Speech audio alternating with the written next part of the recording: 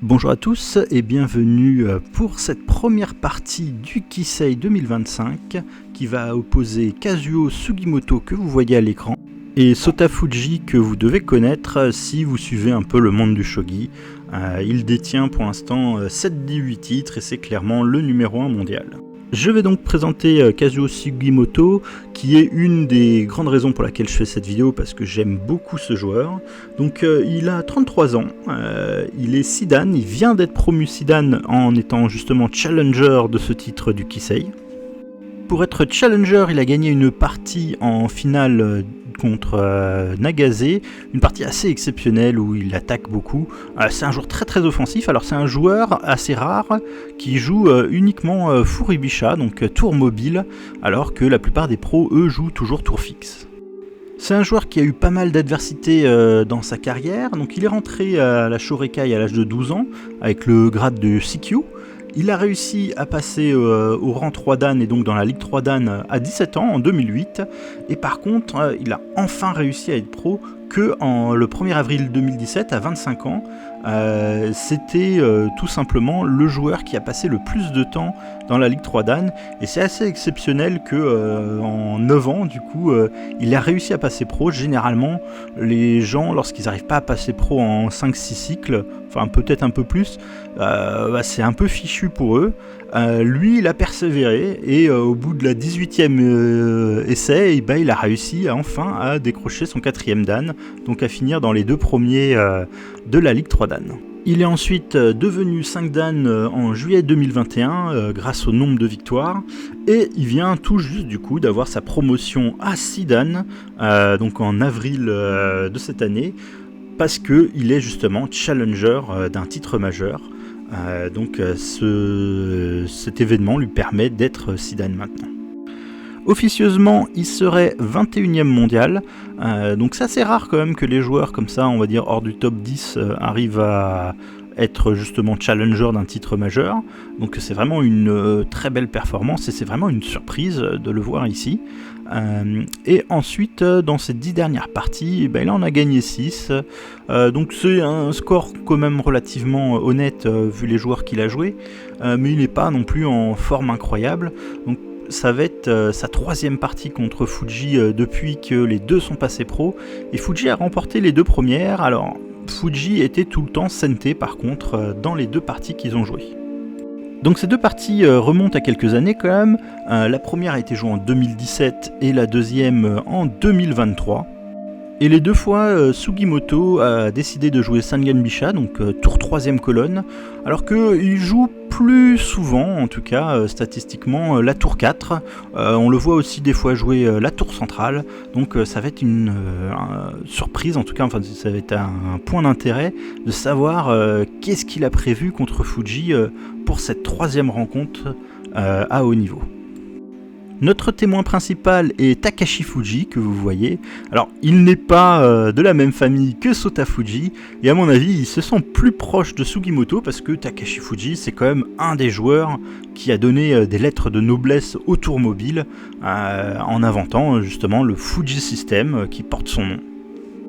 Et donc c'est un peu l'opposé de Sota Fuji qui vient tout juste d'arriver.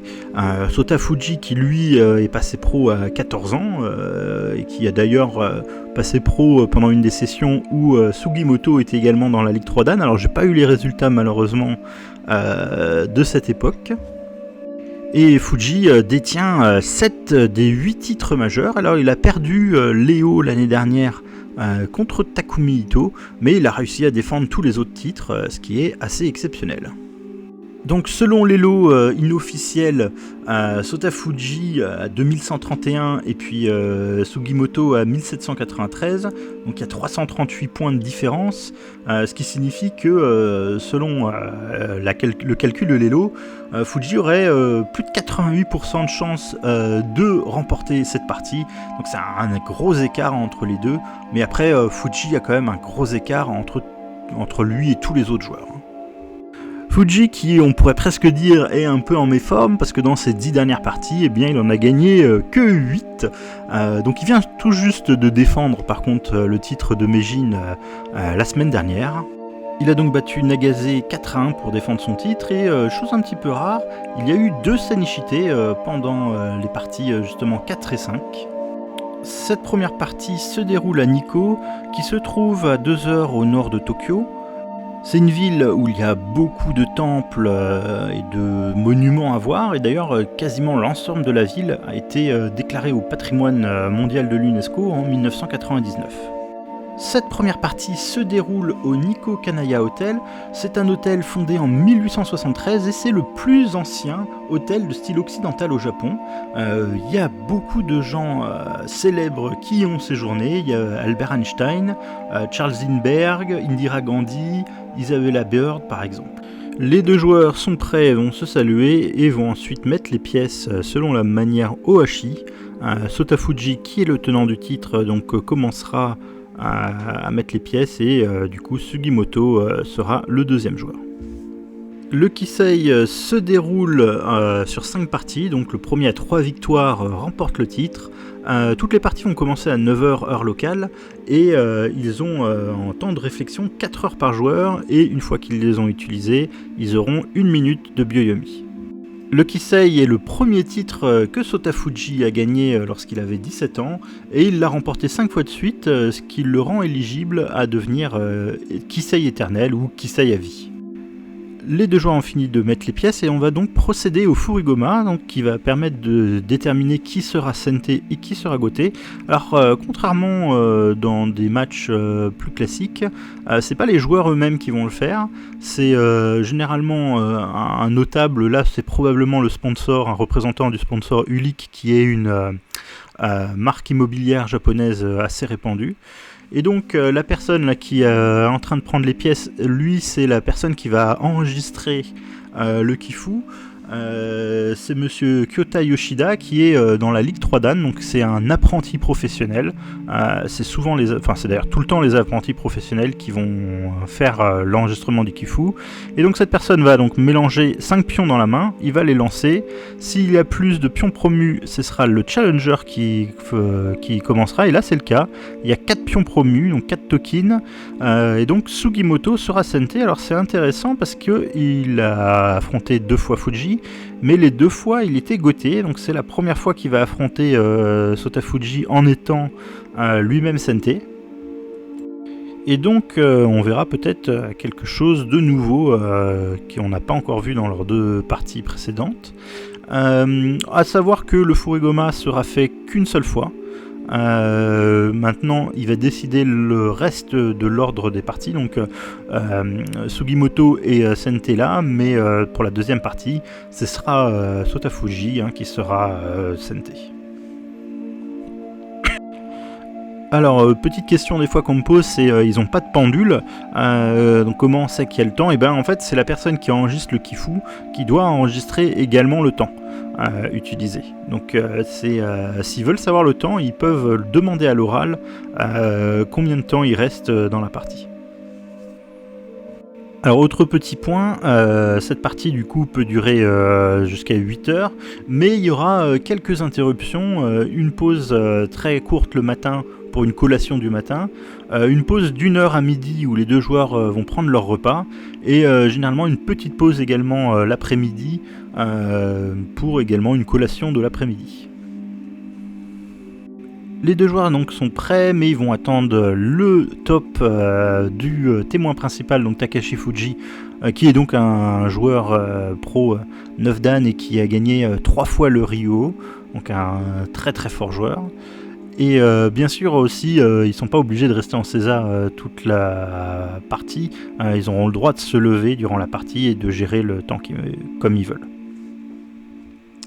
Donc les 2 joueurs qui se sont salués, et ce sera donc à Sugimoto de jouer son premier coup.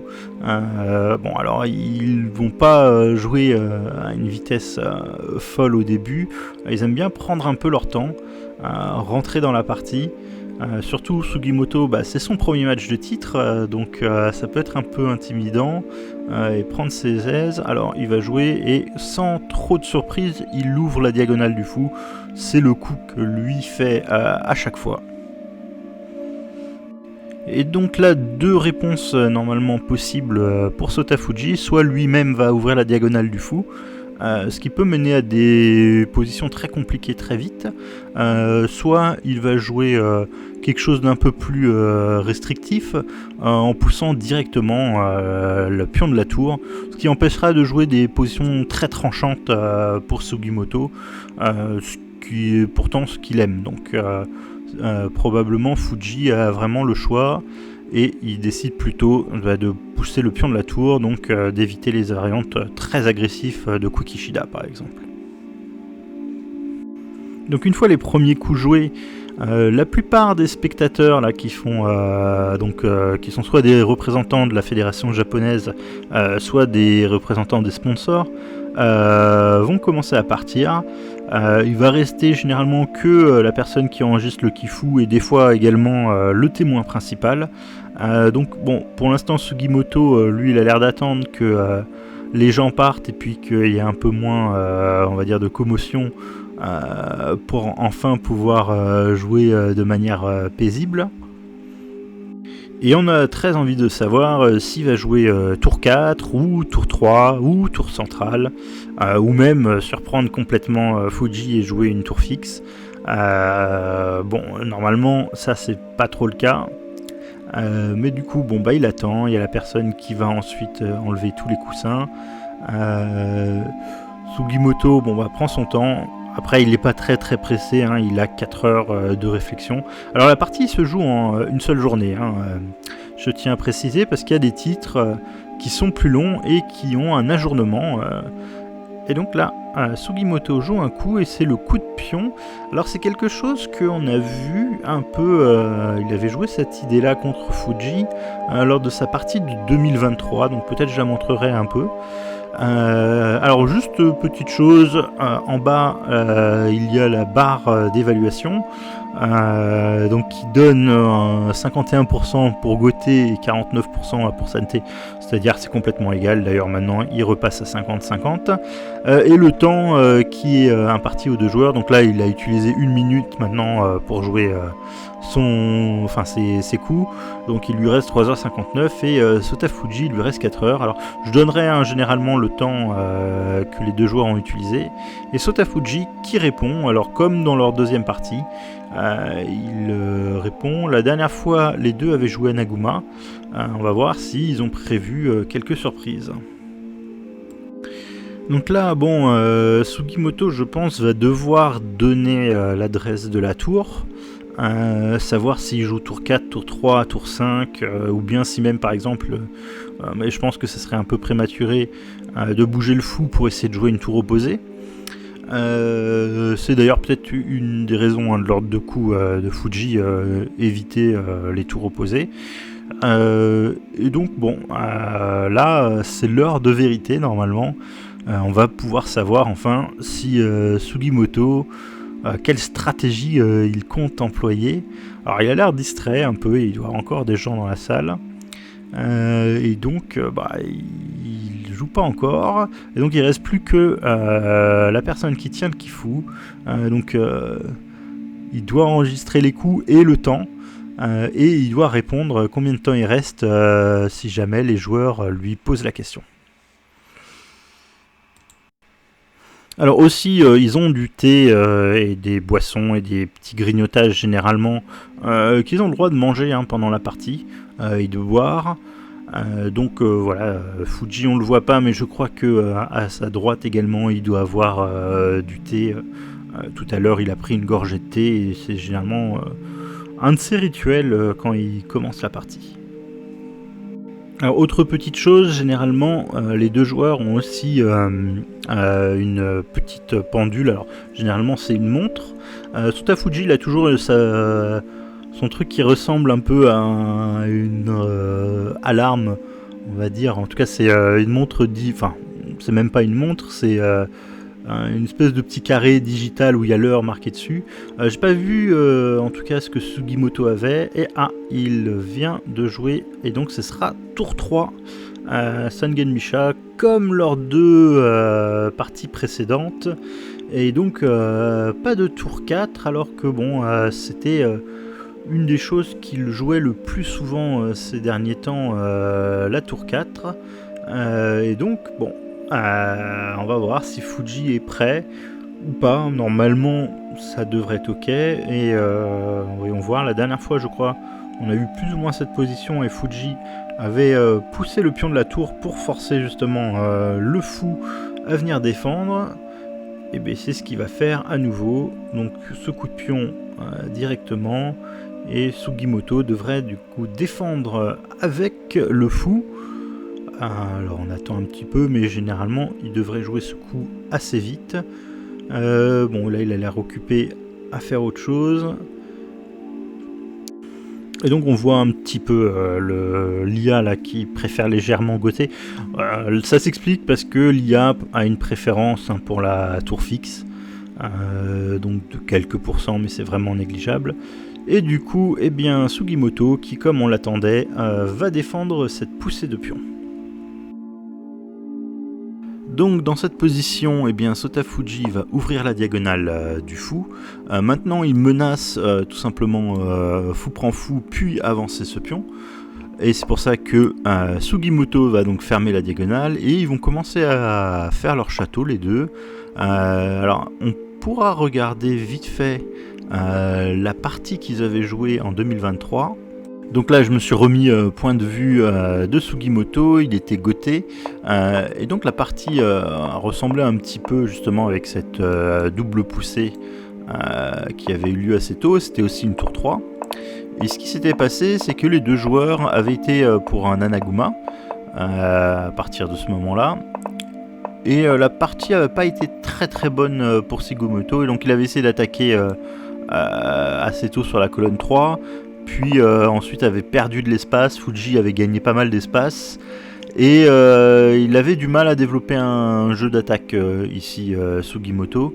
Donc bon, là il doit avoir cette référence en tout cas dans la partie et il va essayer de changer par rapport à cette partie qu'ils ont jouée il y a 2 ans. Donc ici, Sugimoto va continuer en jouant général en 8, donc il va pas montrer trop vite où va se cacher le roi. Il va prendre un peu plus d'espace par rapport à la partie d'avant. Là il va enfin commencer à faire un château, donc là il est dans un bateau actuellement, et il pourrait le refaire évoluer effectivement en Anaguma comme la dernière fois, ou bien il pourrait faire juste un minot, ou d'autres châteaux possibles. Donc là les deux continuent à faire, et là ce coup là ça montre vraiment qu'il veut prendre de l'espace. Contrairement à faire un château très costaud, ça montre qu'il compte développer en tout cas ce cavalier relativement vite, en tout cas ça donne une possibilité de faire ça. Et donc la solidité du château va pas forcément être sa priorité. Il va vouloir agresser Fuji assez vite, possiblement s'il arrive à le faire avant que Fuji ait fait Anaguma. Ce serait intéressant, surtout que ce cavalier, si on arrive à le faire bouger 2 fois et que le fou est obligé de quitter la diagonale, on a souvent des fois cette idée d'avoir cette grande diagonale et une découverte, donc en tout cas un coup agressif en tout cas de la part de Sugimoto. Donc ici, Fuji va jouer son or en 3-2. Alors ça montre effectivement qu'il va vouloir une forme de château qui n'est pas celle du minot déjà, sinon ce serait plutôt argent 3-2 qui voudrait. Donc or 3-2, bon c'est un château pour l'instant qui peut être un peu rapide. Il peut continuer à se le faire évoluer encore en Anaguma, ou il peut rester effectivement dans cette variation. L'autre possibilité aussi, ce serait peut-être, si on arrive à échanger les fous, de ramener l'argent ici et puis de faire comme un Yagura. Alors le Yagura, normalement, c'est plutôt quand on essaye d'attaquer par là, mais là, effectivement, c'est pas exclu en tout cas que avec cette tour 3, Sugimoto essaye pas non plus de pousser le pion 2 pour se montrer très agressif.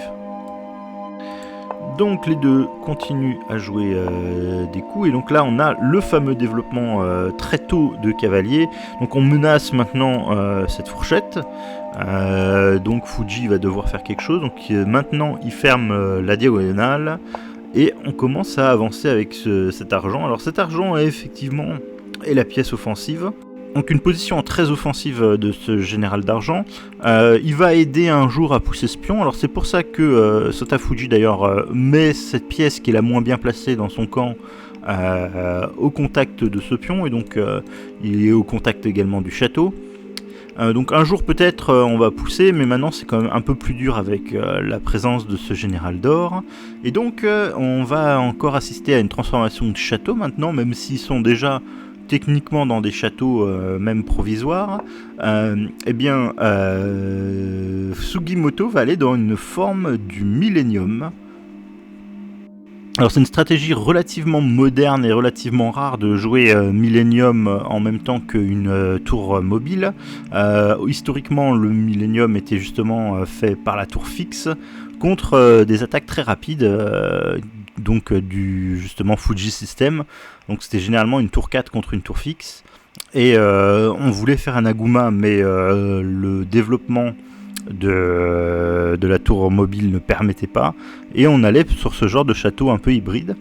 Et là, stratégie vraiment nouvelle de la part de Sugimoto, donc c'est clair qu'on n'aura pas un Anaguma dans son côté.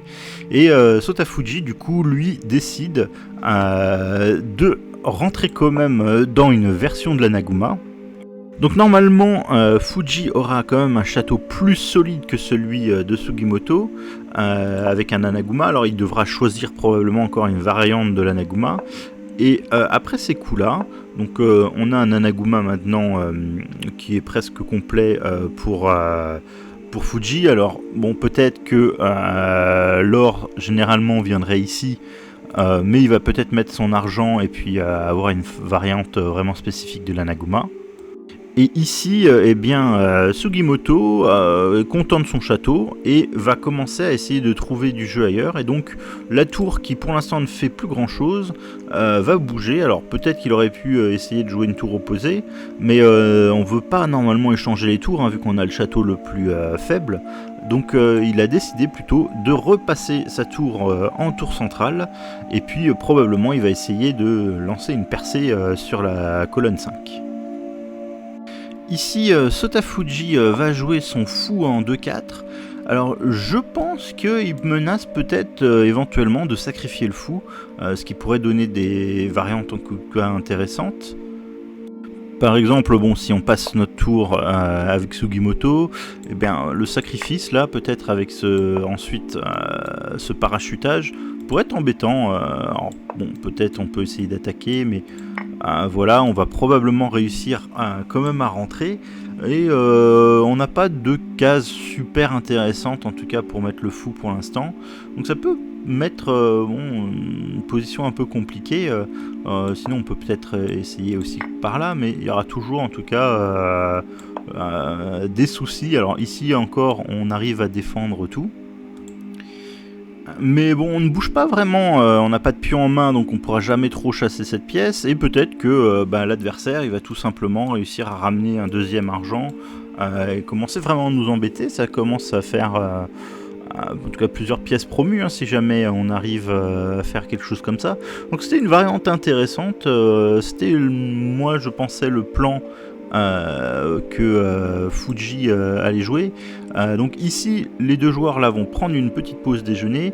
Le temps utilisé pour Sugimoto c'était 16 minutes et Fuji a utilisé 37 minutes. À savoir que l'IA donne un tout petit avantage à côté, il met 55% à 45%. Donc pour l'encas du matin, ils ont pris un cheesecake Kanaya qui porte le nom de l'hôtel dans lequel ils jouent. Sotafuji, lui, a pris un iced tea. Et Sugimoto a pris exactement le même cheesecake et lui par contre a pris une boisson gazeuse au yuzu. Donc après cette petite pause pour l'encas, Sugimoto va continuer son château. Alors il laisse la possibilité peut-être pour Fuji de sacrifier, mais ça va pas avoir lieu dans la partie. Fuji va renforcer son château en jouant argent 4-2. Ici maintenant, Sugimoto va, on va dire, prendre encore un peu d'espace avec le pion de 6. Donc probablement un jour il pourrait attaquer ce fou. Et ici, Fuji complète son château en ayant ayant le Matsuo Ryu Anaguma. Donc c'est une version de l'Anaguma qui a été inventée par Ayumu Matsuo. C'est une forme relativement moderne, on va dire, qui date d'il y a un peu plus d'une dizaine d'années maintenant. Et donc cette variante en fait est un peu plus flexible, on va dire, qu'un Anaguma traditionnel. Et l'or qui est en surplus là se trouve en 4-3, donc il est souvent collé quand même à la structure, ce qui donne un château un peu plus costaud. Par contre c'est un petit peu plus dur des fois de trouver de l'attaque. Alors généralement le fou va quand même revenir en 4-2 et essayer d'aider à la poussée. Donc c'est une variante, on va dire, vraiment forte, et puis qui est assez spécialisée justement contre les formes Millennium, là, quand l'adversaire essaye justement de prendre beaucoup d'espace. Donc c'est le château assez idéal pour Sotafuji dans cette partie. Ici, eh bien, Sugimoto va commencer à lancer son attaque. Il est content du château qu'il a. Et il va commencer par pion 5-5. Donc c'est pris immédiatement. On est obligé de prendre la tour, parce qu'on ne pourrait pas prendre de l'argent à cause de la rentrée du fou qui ferait promotion. Ce serait très grave. Alors après la prise avec la tour, donc pour l'instant, bon, toutes les cases sont pour l'instant contrôlées dans la zone de promotion, donc on ne risque pas pour l'instant de faire promotion avec la tour. Il y a d'autres petites choses maintenant qu'il y a un pion en plus là dans la main. Il va falloir faire attention à ce genre de poussée avec justement le pion derrière. Bon, mais là, actuellement, je ne pense pas que ça marche. Alors si on pousse le pion, pion prise, ce serait très bien parce que là effectivement on aurait ce coup là et la tour pourrait peut-être rentrer. Alors on peut avoir, on peut pas vraiment faire promotion pour l'instant, il y a encore le fou, mais c'est le genre de variante par exemple, bon, les deux ont fait promotion de la tour, mais on a gagné un cavalier et en plus normalement notre château est plus faible que cet Anaguma là avec les 4 généraux. Donc je pense que là ici ce serait un énorme avantage pour Fuji. Donc c'est pour ça qu'à mon avis on prendrait pas avec le pion, on prendrait plutôt ici avec le fou. Et là par contre je vois pas trop d'intérêt pour Fuji parce que il va effectivement faire un token, mais je pense que ce contre là est vraiment important et surtout qu'on n'a plus de pion en main, donc on aimerait bien avoir un pion pour pouvoir le mettre ici. Ce qui n'est plus le cas maintenant, et peut-être même que dans ce genre de variante, on peut même faire peut-être une promotion avec un token. Donc ça peut aller loin, alors il faudrait voir un petit peu plus loin, à mon avis, ce genre de ligne. Peut emmener en tout cas, à mon avis, un jeu plutôt plaisant pour Sente. Alors on va essayer de sauver notre or, mais il va être attaqué par le cavalier, donc probablement on a peut-être quand même... quelques idées quand même. Alors déjà on pourrait faire une promotion, mais plutôt attaquer ici.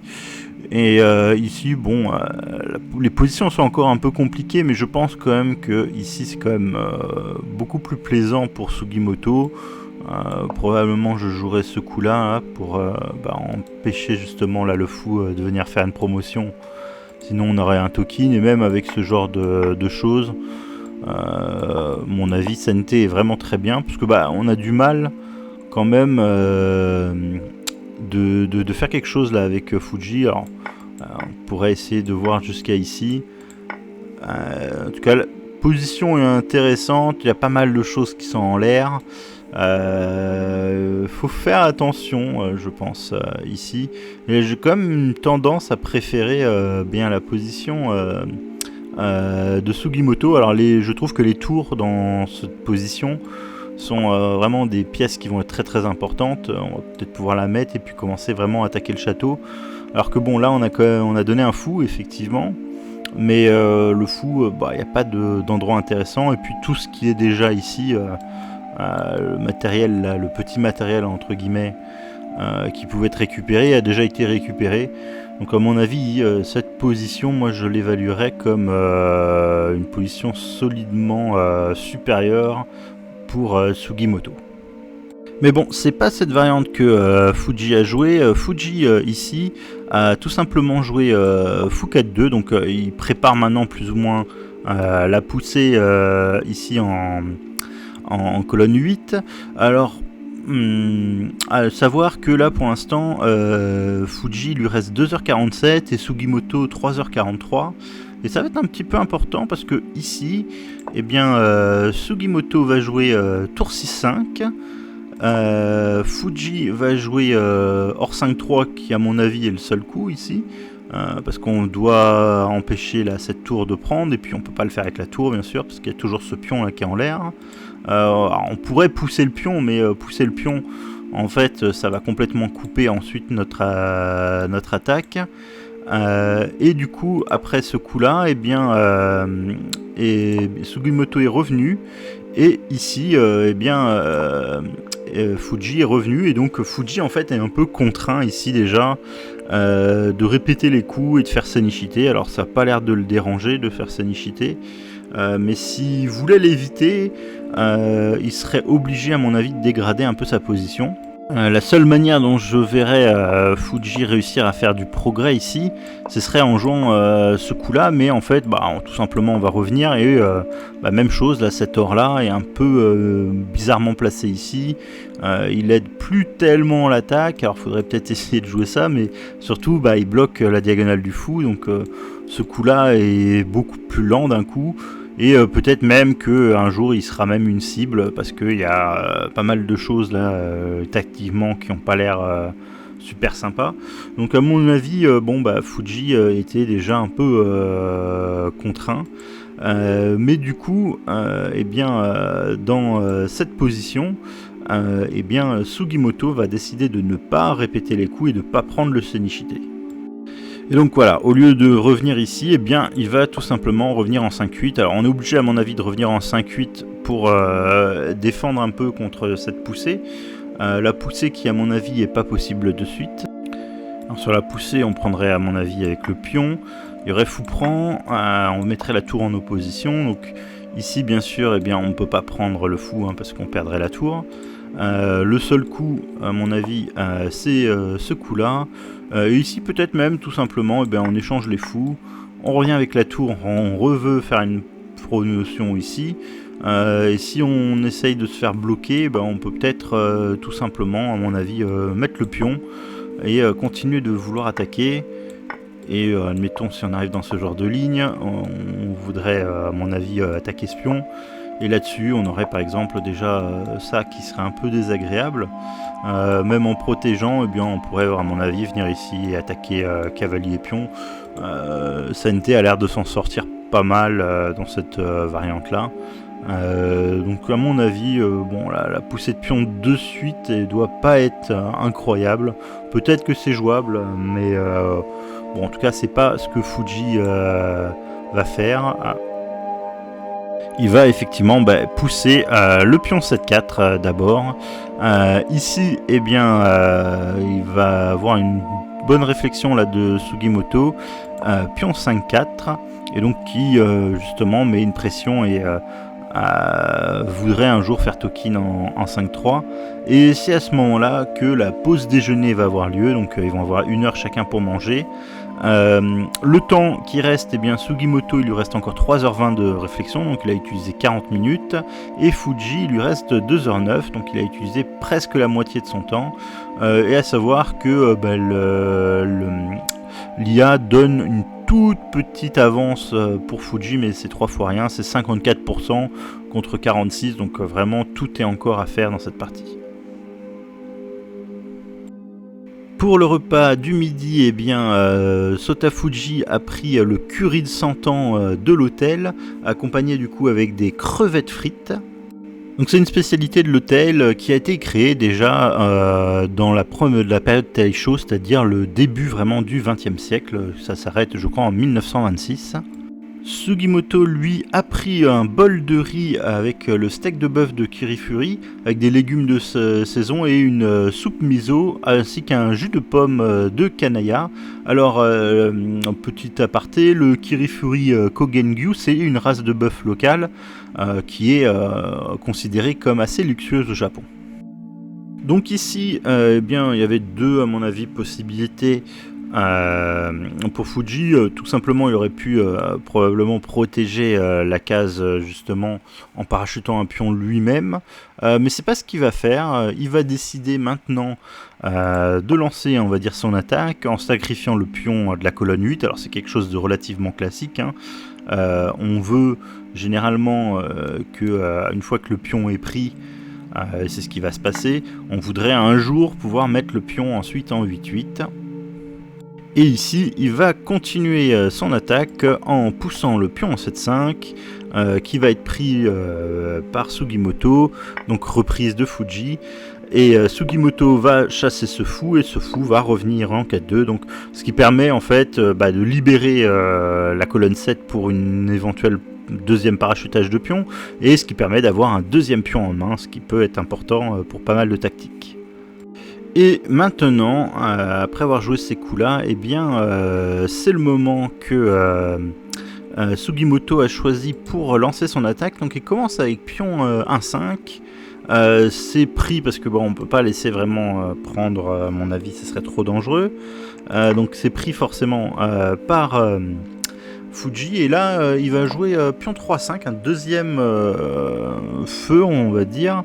Alors moi je m'attendais pas trop à ça, je pensais plutôt qu'il jouerait un coup comme cavalier, à mon avis, en 2-5. On veut justement mettre notre pion là en 2-3, et si jamais on se fait attaquer, bon, on va quand même le mettre, et si on prend la lance.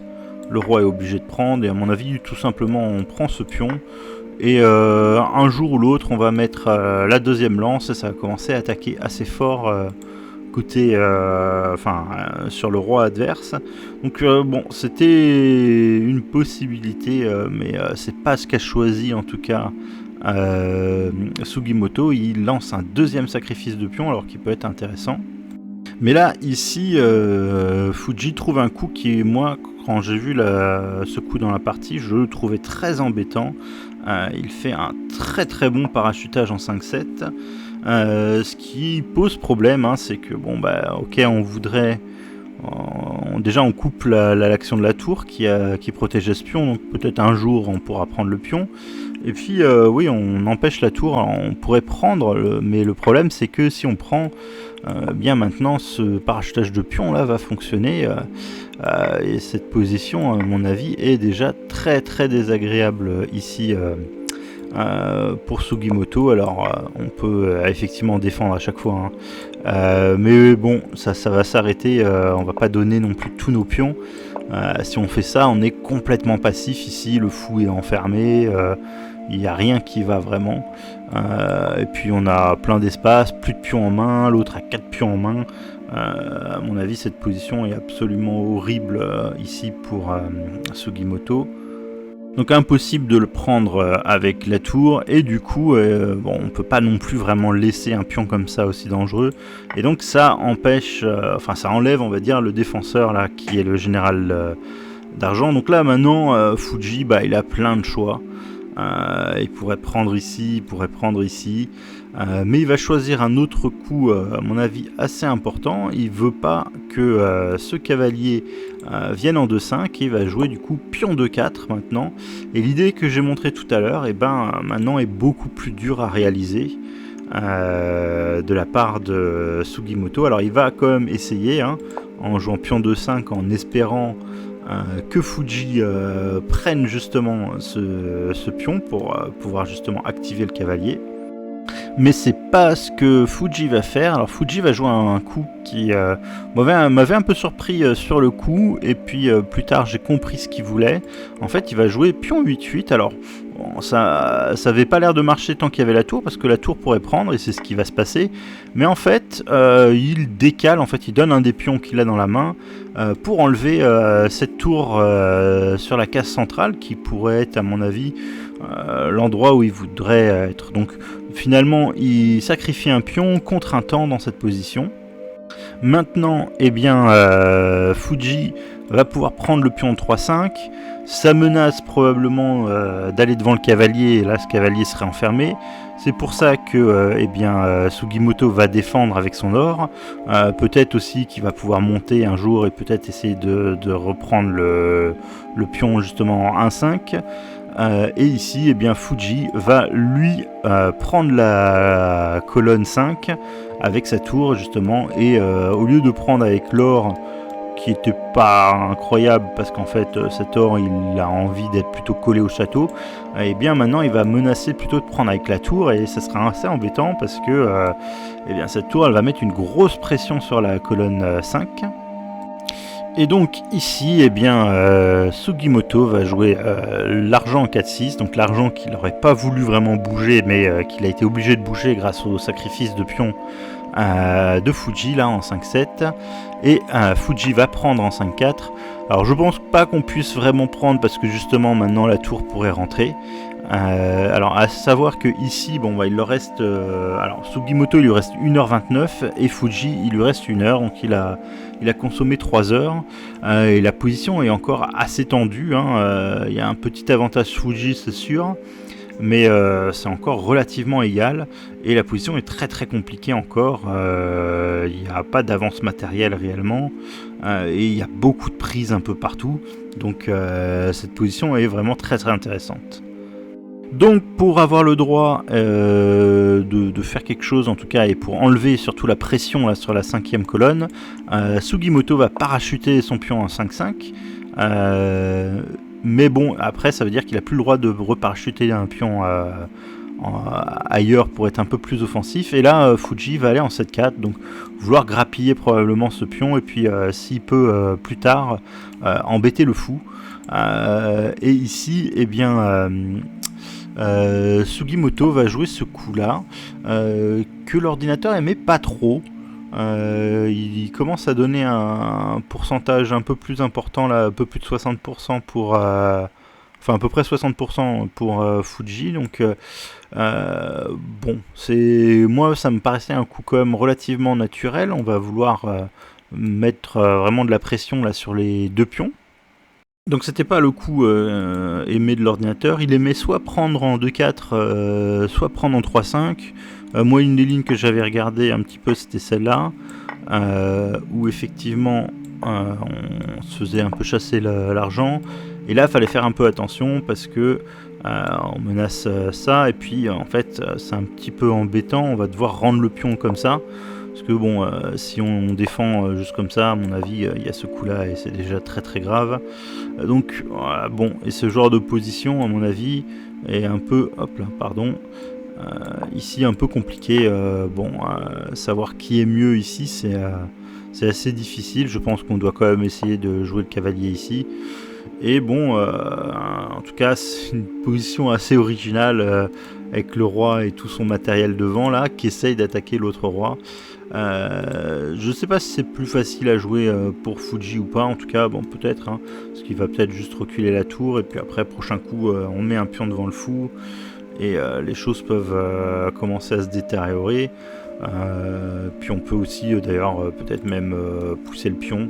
Il y a pas mal d'idées, en tout cas qui pourraient avoir lieu, et puis en tout cas c'est une position que l'ordinateur donnait encore à peu près comme équilibrée, mais c'est pas le cas après le coup d'or, il préfère légèrement celle de Fuji. Et donc la partie a continué avec la prise du pion de 5. Alors moi je trouvais que ça arrangeait un peu Sugimoto, qui va reprendre avec le cavalier, c'était un peu le plan. Maintenant on a enfin notre parachutage, mais peut-être que là justement le fait qu'on va attaquer l'or, ça serait un peu embêtant. Donc pion A3, par contre on va pas prendre le cavalier à côté Fuji, il va tout simplement prendre le pion avec son cavalier, et donc on va avoir probablement un échange de cavaliers, mais juste avant, Sugimoto va jouer ce coup-là, qui va forcer l'or en fait. On va pas non plus donner un or comme ça là, proche du roi. Je pense pas qu'on puisse prendre là et attaquer ça, parce que de toute façon lorsqu'on prend avec le token, on va attaquer le fou avant, et après ça on arrête par exemple cette prise là, et je pense que là même potentiellement même peut-être Sugimoto est mieux, ça a l'air un peu plus facile à jouer, on a envie de mettre un pion devant le cavalier, y a pas mal de choses, on a un peu plus d'espace, peut-être que on a un autre pion, je sais pas, on peut peut-être essayer de le mettre ici, là, commencer à avancer notre attaque. Donc bon, je trouve que la position ici qui en résulterait, elle serait bien en tout cas pour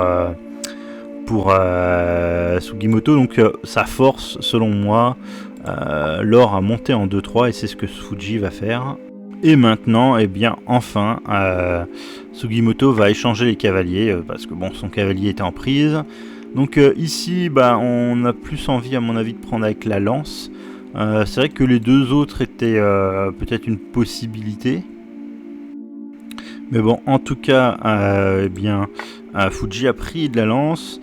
Et ici, un coup qui m'a paru intéressant, mais je me suis dit qu'il allait jouer autre chose. Il a décidé de jouer cavalier de 7, et donc de vouloir prendre ce pion en faisant une fourchette là sur les deux ors. Mais bien sûr, il va pas laisser faire non plus Fuji. Il va prendre le pion là avec un gain de temps. Il y aura quand même la prise ici, mais Fuji lui a quand même cette contre-fourchette là avec le cavalier, donc c'est un petit peu embêtant je trouve. Alors ici maintenant Sugimoto a quand même utilisé beaucoup de temps, et il lui reste plus que 1 heure et 6 minutes, et Fuji il lui reste 46 minutes, et l'IA continue de dire que c'est à peu près 60% pour Fuji et 40% du coup pour Sugimoto, ce qui à leur niveau est quand même déjà un peu significatif. Donc Fuji a une légèrement meilleure position ici. Donc maintenant, Sugimoto va sauver le général d'or là qui est en prise tout sec. Il préfère sauver l'or que sauver l'argent. Alors il aurait pu peut-être jouer ce coup-là, mais ça me paraît quand même plus cohérent. Et ici, Fuji va jouer un coup assez bizarre qui va ramener, on va dire, l'égalité entre les deux joueurs. Et ici, alors, je trouve que c'était très dur à trouver. Moi, je pense que j'aurais joué le même coup que Sugimoto. Il a pris le cavalier. Enfin, il a pris avec le cavalier sans faire promotion, donc en faisant échec, ce qui force Fuji de reprendre. Mais apparemment, c'était plus fort, tout simplement, de sauver son argent, plutôt que de prendre justement ce général d'or. Et je dois avouer que j'ai pas trop bien compris pourquoi, mais ça serait un peu mieux ça. Et en tout cas, l'argent apparemment avait besoin d'être en défense, ce que probablement Sugimoto n'avait pas compris lorsqu'il a pris ça. Parce qu'après prise, il a monté l'argent. Donc moi je trouvais que c'était relativement bien, hein. Il avance son argent, il sauve du coup, et puis peut-être qu'un jour s'il a besoin d'un cavalier, il pourra prendre le cavalier. Alors, on nous dit souvent l'argent sur la tête du cavalier, c'est un très bon dispositif. Mais là ici, Fuji va commencer à sacrifier du coup son token. Après le lance prend, il va mettre le pion en 1-6, le lance prend, l'autre lance prend, et là on a ce truc un peu classique avec le reparachutage de pion. Et donc ici Fuji va refaire un coup qui était assez bizarre. Il va jouer un coup un peu bizarre dans la position. Alors il a envie de faire un token, mais apparemment le jeu se passe plutôt de l'autre côté, et là même Sugimoto va être légèrement mieux, je crois, dans cette position. En tout cas ce coup est pas aimé, en tout cas par l'ordinateur non plus. Il préférait une suite d'attaques, parachutage par exemple, en 4-3 pour justement poser la question directement là au général d'argent. Alors c'est peut-être d'ailleurs pour ça que l'ordinateur n'aimait pas cette montée, et plutôt il préférait mettre l'argent en sécurité. C'est peut-être juste une raison matérialistique, parce que là effectivement on va regagner l'argent. Et donc après ce coup, eh bien, Sugimoto va récupérer la lance. Alors il y aura bel et bien le tokin. Et ici, le coup qui commence un peu à faire tourner les choses en la faveur de Fuji, c'est ce parachutage de lance qui est pas très bon. Il y avait à mon avis beaucoup plus de jeux avec ce parachutage d'or ici. Donc s'il avait joué ce parachutage d'or, il fallait être à mon avis très très vigilant de la part de Fuji. Apparemment le meilleur coup c'est justement d'affaiblir entre guillemets son château là, en proposant, enfin même en imposant l'échange de général. Parce que si on joue un coup un peu qu'on aurait envie de jouer, par exemple le token qui se rapproche du roi, et bien ici il y aurait par exemple ce coup de pion là qui serait embêtant, et là ici on aurait à mon avis envie justement de prendre ici, et après ce coup là déjà il y a des soucis réels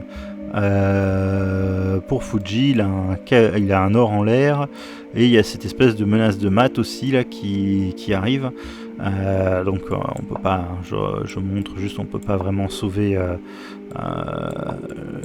notre roi, et puis si on va sur le côté il y a quand même le mat, donc ça peut aller très très vite en tout cas ces choses là, mais bon c'est pas le coup qui a été joué du coup par Sugimoto. Il a joué ce coup de lance qui pour le coup est assez mauvais parce que il part de égal on va dire, et là l'IA commence à s'emballer et donne 67% pour Fuji et que 33% maintenant pour Sugimoto. Mais bon, Fuji n'a plus beaucoup de temps et donc va être obligé de jouer vite et des coups pas forcément précis là. Donc il va commencer par pion A7 qui va être pris assez rapidement par Sugimoto, puis il va enfin jouer le cavalier à 4-3 là, c'est ce qu'on avait dit, parce que ça va forcer, en tout cas ça va gagner l'argent contre un cavalier, et ici du coup Sugimoto va commencer à mettre la pression sur la colonne 2, on a la prise, la reprise, et ensuite après ce parachutage de cavalier qui est un petit peu embêtant, et bien Fuji va jouer un coup imprécis, ce parachutage du coup de lance. Et maintenant la partie va redevenir à nouveau égale après la combinaison prise avec promotion. L'or prend, et ici on parachute le pion devant l'or, et donc Fuji va prendre. Alors ici à mon avis il y avait deux choix vraiment, soit un 9 soit un 8. Je pense de l'autre côté ça aurait perdu tout de suite probablement avec ce parachutage de pion je dirais. Alors voilà, on n'a pas trop envie de venir ici parce que tout simplement je pense que ce truc là ça a l'air vraiment embêtant. Quoique je suis pas encore convaincu à 100%, mais il y a quand même une tour en attaque, peut-être qu'il viendra ici. En tout cas il y a pas mal de choses qui peuvent mal se passer ici. On n'est pas encore tout à fait proche de mater le roi. Alors peut-être que bien sûr avant on va peut-être prendre ici, d'ailleurs c'est probablement le mieux, et en plus ça ramène encore une pièce en attaque, donc là à mon avis le roi jamais il survit ici. Prise de la lance, à mon avis il y a lance ici déjà, ça paraît assez embêtant, et ce genre de choses en fait on va jamais trop survivre on est là on revient encore dans les mêmes variantes. Donc empire peut-être parce que maintenant en plus le cavalier tient la case. Donc c'est à mon avis pas terrible d'aller de l'autre côté. Mais ici du coup dans cette position Sugimoto a décidé de venir en 1-8. Alors on peut voir quand même que la tour elle défend relativement bien quand même la position, elle n'est pas complètement inutile dans la partie.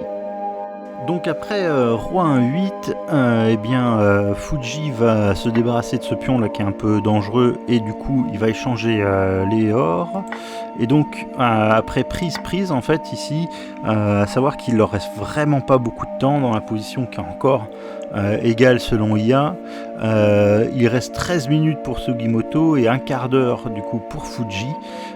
Et ici du coup eh bien, il y a une très belle continuation en tout cas pour Sugimoto qui joue ce coup là. Alors très embêtant, hein, ça attaque et le fou et ça menace un mat en 2-2. Il y a à mon avis qu'un seul coup pour parer tout ça et c'est ce qu'il a joué Fuji, hein, hors 1-3. Et après prise, le fou a été reparachuté et donc fait une fourchette. Ça me paraissait normal. Il y a un seul coup qui ne perd pas l'or, c'est le parachutage de lance. Et ici, bon, peut-être qu'il y a pas mal de coups. En tout cas, Sugimoto a joué quelque chose de relativement agressif. Il a parachuté en 2-3, donc ça menace et l'or et encore de faire un mat, hein, tout simplement. Et du coup, ici, Fuji va devoir défendre, du coup, argent 1-2, probablement le seul coup. Il va prendre l'or, et ici, du coup, Fuji joue ce coup-là qui est relativement normal. En fait, il va se déclouer pour pouvoir reprendre l'argent. Et dans cette position, Sugimoto va jouer le coup qui perd, qui est selon moi quand même le coup normal qu'on jouerait tous avec très peu de temps. Il va faire tout simplement promotion en 5-1. Alors probablement il s'attendait à prise, mais c'est pas ce qui va se passer parce que du coup maintenant Fuji va relancer une attaque justement en parachutant son or en 3-6, et là maintenant il y a de l'attaque qui commence à arriver, et puis ça va être assez irrésistible pour Fuji. Donc le coup qu'il fallait jouer dans cette position, et à mon avis c'est relativement dur à trouver. Donc le coup qui était très difficile à trouver, c'était or en 2-3 qui à mon avis était le plus fort. Donc si on prend le fou, en fait l'idée c'est que on va avoir ce coup là qui va récupérer la lance, et puis bon c'est assez embêtant parce que bon, on peut pas vraiment prendre, hein. Je pense que cette position serait vraiment horrible, on serait prêt à mater dans tous les scénarios, et en fait on est obligé à chaque fois là de défendre. Et du coup à chaque fois on serait relativement offensif, en tout cas avec Sugimoto. Donc c'est des positions intéressantes où Fuji va continuer de devoir se défendre, et apparemment est pas mieux dans cette position. Il est obligé de faire très très attention à son roi. Donc bon, position en tout cas super intéressante qu'aurait pu avoir Sugimoto peut-être s'il avait eu plus de temps. Mais en fait son coup là, fou 5-1, eh bien c'est vraiment le tournant de la partie. Donc petit point en cas de l'après-midi, les deux joueurs vont prendre un trio de pudding qui s'appelle vraiment poétiquement Souvenir de saveur. Donc il y en a un qui est aux fruits et à la gelée, un à la fraise, et un qui est la biscuit aux crèmes. Sugimoto va accompagner ça d'un iced tea, et Sotafuji lui va prendre le même pudding, mais lui par contre va prendre un jus de pomme de Kanaya, qui est une spécialité du coup également de la région. Après ce coup, Fuji va parachuter son général d'or en 3-6. Alors il va menacer probablement cavalier là, et puis sur la reprise il y aura un nouveau cavalier qui va reprendre, et ça va être assez grave, hein. On va probablement gagner au moins la tour contre un pion. Par exemple, si on passe notre tour, hop, le cavalier échec. Alors soit on descend, et de toute façon il y a pion ici. Alors on n'a pas le droit de faire mat avec un pion, mais là il n'y a pas mat parce que la tour prend, et là c'est matériellement déjà complètement écrasant. Plus probablement on va réussir à faire quelque chose avec la tour.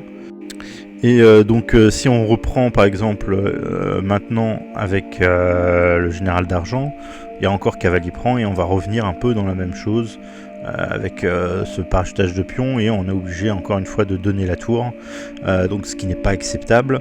Et c'est pour ça que ici après le parachutage d'or, Sugimoto va tout simplement prendre ce cavalier. Alors ici, Fuji va quand même parachuter son cavalier en 2-6, Et ici, eh bien, l'ordinateur va dire que Sugimoto a fait un coup imprécis, mais on peut le comprendre. Il doit donner le général d'argent contre le cavalier pour pas se prendre la même chose que tout à l'heure, c'est-à-dire perdre la tour contre un pion. Et ici, eh bien, Fuji va reprendre ce général d'argent. Il menace de mettre le général d'argent et puis encore le pion. C'est pour ça que, eh bien, Sugimoto va mettre un cavalier en défense, et là ici Fuji va jouer très calmement un coup de pion qui du coup menace tout simplement cette pièce. Alors effectivement ici Fuji a quand même un château qui a, enfin un roi en sécurité en tout cas, pas vraiment moyen de l'attaquer de suite. Il n'y a que 2 pièces pour l'instant en attaque pour Sugimoto, et à mon avis ça suffit pas, on aura du mal à mon avis à attaquer, donc Fuji peut maintenant prendre un peu de temps et peut-être ramener d'autres pièces en attaque et finir cette partie sans que l'adversaire puisse attaquer. Et donc Sugimoto va jouer le cavalier en 4-4, donc ça protège entre guillemets cette pièce, mais Fuji décide d'accélérer un peu l'attaque et de sacrifier la tour contre le cavalier. Alors encore une fois, il n'y a pas un danger immédiat pour son roi, parce que la tour, même si elle est donnée, on peut pas la reparachuter en attaquant très fort. On aimerait bien que cette pièce là soit peut-être pas là en fait, pour justement pouvoir mettre une tour ici. Et ici, eh bien, Fuji va jouer ce général d'argent, et c'est à ce moment-là que Sugimoto va abandonner. Alors, tout d'abord, eh bien, Fuji la menace tout simplement cette prise et ça fait mat. Et on n'a pas vraiment beaucoup de manières de s'échapper, et surtout on n'a pas du tout d'attaque. Donc par exemple, même si on joue ce genre de coup, on peut faire tour prend ou roi prend. Par exemple, cavalier ici qui attaque la tour, donc il faudrait que la tour reparte, tout simplement en fait on va se retrouver acculé au fur et à mesure. Alors certes on a pas mal de matériel et on va peut-être pouvoir résister à des maths, par exemple en défendant, mais on va toujours en fait être de plus en plus acculé.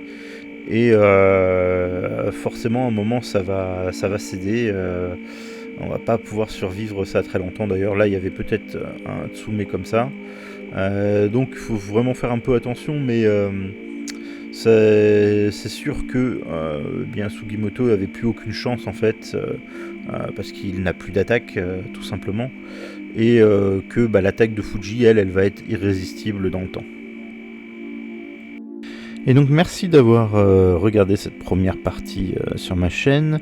La deuxième partie va avoir lieu le 18 juin. Je pense que ça me prendra quelques jours pour ensuite pouvoir faire la vidéo. Et donc je vous donne rendez-vous à bientôt.